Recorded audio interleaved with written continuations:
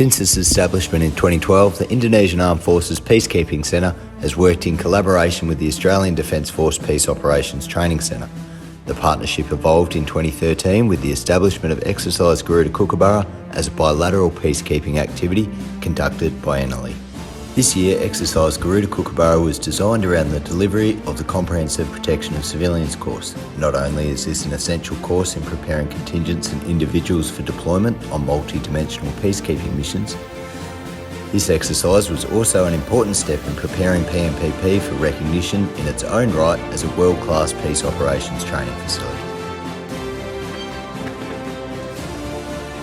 The exercise was opened on 23rd May by Marshal Muda Tahun Benny, Commandant PMPP, and Brigadier Campbell, Head of Australian Defence Staff. This was a symbolic event demonstrating commitment to the partnership in the face of many challenges after COVID. The ADF deployed with 12 participants and 6 DS from all three services. The Indonesian Armed Forces matched with 18 participants and 6 DS with over 30 support and planning staff. The course commenced with a 3-day academic phase which was focused on providing participants with a history and background of protection of civilians' thematic resolutions, the legal basis for POC mandates, and how to incorporate POC requirements into strategic, operational and tactical planning.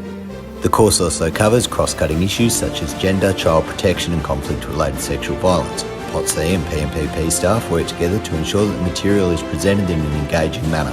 Plenary activities, small group work and practical demonstrations are all used to teach the course material during the academic phase. Exercise planners incorporated visiting lectures from the ICRC as well as recently returned contingent commanders to give relevant and unique perspectives of the reality of implementing POC mandates in UN missions.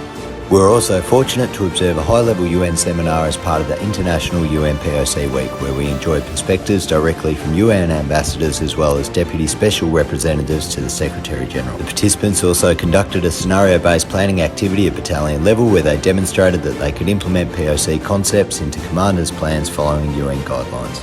Since 2013, Exercise Garuda Kookabura has traditionally contained a field phase which is important in solidifying skills learned and placing theory into the context of a UN military mission. This year, under a scenario within the fictitious country of Karana, the 30 participants were divided into 4 patrols who responded to a variety of incidents within the expanse of the PMPP training area, which has villages, roads and terrain to simulate mission environments. The exercise was supported by over 30 role players who carried out carefully rehearsed roles as villagers, leaders, civilian UN staff and armed groups to deliver maximum training benefit to the participants. This culminating event is a unique addition to the formal course material and sets this course apart from others. The participants are forced to adapt their theoretical knowledge to on-the-ground situations, making decisions, negotiating and building rapport in uncertain and stressful situations. While during the scenario-based planning exercises, participants learn how to prepare situation briefs with respect to POC, conduct threat analysis and risk analysis, the practical phase showed the students how tactical tasks across the 4 phases of prevention, preemption, response and consolidation could be implemented. The patrols contain a mix of backgrounds, specialisations and experiences, allowing them to work together as a team to achieve their learning outcomes.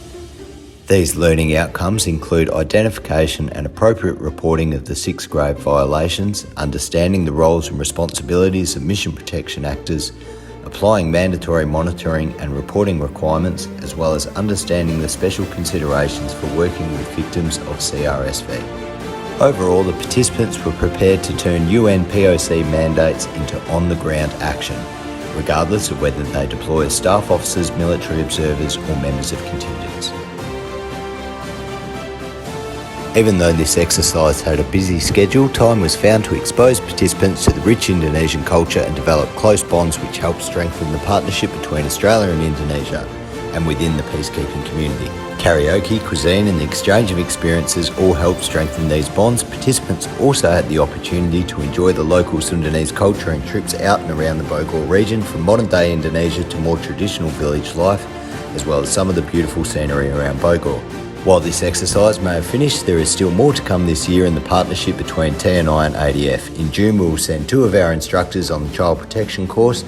Not long after, we will welcome back a small Australian contingent as part of Exercise Garuda Chanti Dharma in July, and a larger contingent again in November for the PMPP-led POC course.